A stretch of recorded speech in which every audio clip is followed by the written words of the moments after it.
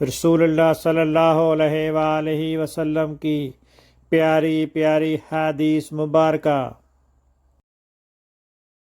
Make sure you like and subscribe to my channel for more hadiths.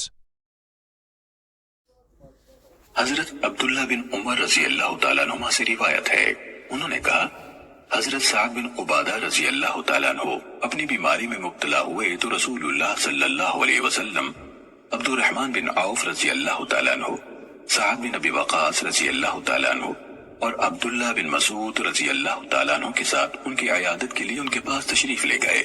جب آپ ان کے ہاں داخل ہوئے تو انہیں غشی کی حالت میں پایا۔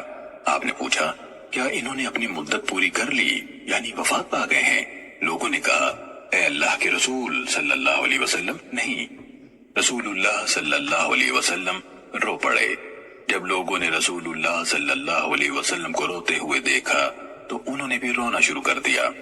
اس پر آپ صلی اللہ علیہ وسلم نے فرمایا کیا تم سنو گے نہیں کہ اللہ تعالیٰ آنکھ کے آنسو اور دل کے غم پر سزا نہیں دیتا، بلکہ یعنی آپ نے اپنی زبان مبارک کی طرف اشارہ کیا، اس کی وجہ سے عذاب دیتا ہے یا رحم کرتا ہے۔ صحیح مسلم حدیث نمبر 2137۔ اللہ تعالیٰ اس کے چہرے کو روشن کرے جو حدیث مبارکہ سن کر آگے پہنچائے۔